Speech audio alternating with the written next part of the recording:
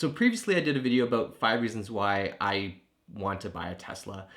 In this video, I'm going to talk about 5 reasons why I shouldn't buy a Tesla. So if you like this video, please like and subscribe, and here are my 5 reasons why I should not buy a Tesla.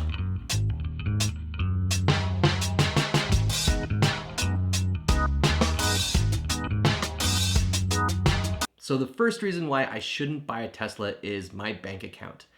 Teslas are expensive. And even with the tax incentives that you can get, that they're still pretty pricey. Like if you compare a car like a Corolla, which is like 20 something thousand dollars Canadian, the entry level Tesla is $52,000 Canadian. And especially where we are at now with EVs, there's some really cool cars coming out that are at a cheaper price point. They have like a special Canadian edition that I think you only get 151 kilometer range on that. And that's just so the Model 3 qualifies for the tax incentive. I think that one actually is like $42,000 Canadian, which is still ridiculous. I'm sure down the road, over the years, saving on like maintenance fees and gas, it'll start to make more sense, but having that initial payment of $53,000 is kind of a gut punch. So reason number 2 is door gaps.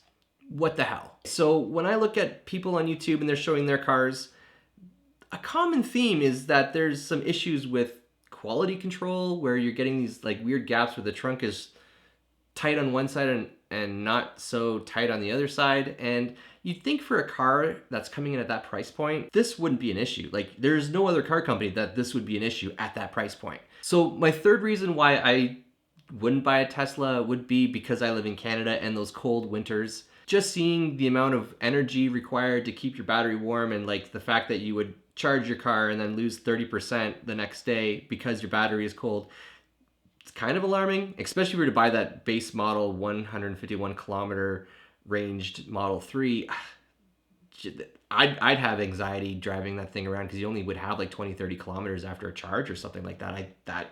I think if I was to like have like the 240 volt supercharger or whatever in my house, I think that would make a big difference because just using the standard 110, I think winter would be pretty stressful. Okay, so my fourth reason I wouldn't buy a Tesla is just not knowing what the repair costs would be like long term. You have your warranty, but after that runs out, let's say I have the car for 5 years and something happens to the motor or something happens to something in the software.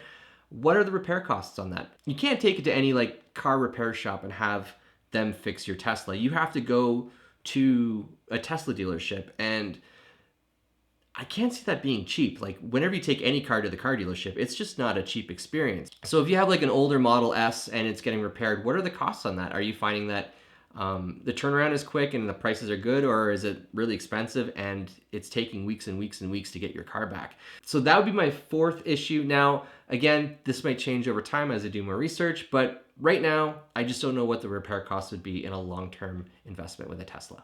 So my fifth and final reason of something that might prevent me from buying a Tesla is literally charging at home. Again, this kind of ties in with what I said about living in Canada. If I can't get that 240 volt charger installed, I can see it being an issue. Okay, so there you have it. Those are my 5 reasons that would keep me from buying a Tesla. Let me know what you think in the comments. If there's other things that I'm missing, I don't know for sure if some of this makes sense because again, this is pretty high level. I'm just researching about Teslas, but these are the things at this point that jump out at me the most about buying a Tesla, buying a Model 3. But I could be wrong, I don't know. And with that said, I still want a Tesla. So thank you very much, and I'll talk to you guys later.